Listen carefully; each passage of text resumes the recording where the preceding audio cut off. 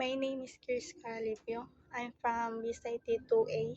The title of my activity is PHP MySQL Database and Simple Website.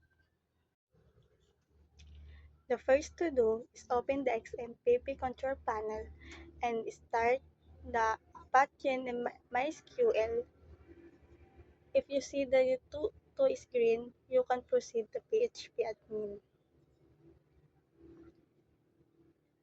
And this is my database. The name is StudentDB.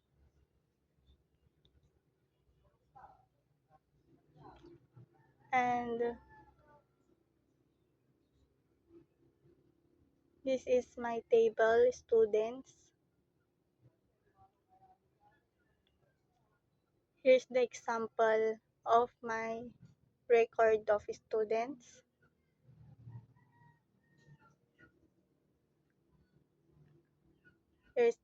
There's ID, student ID, first name, last name, course, year, level. This is the DB PHP. Is responsible for connecting to the PHP website to the MySQL database.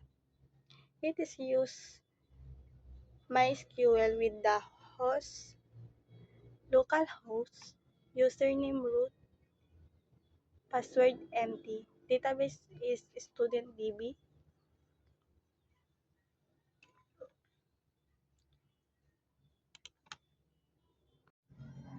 And in this index PHP, include dbph, allowing it to use the database connection.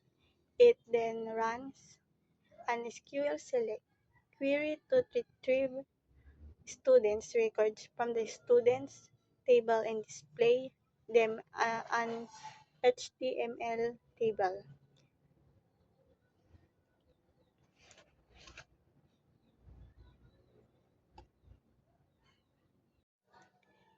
If you're done in the index and DB, you can proceed in the new tab of local PHP admin, and you search the name of your folder like mphp, mysql, and your last name.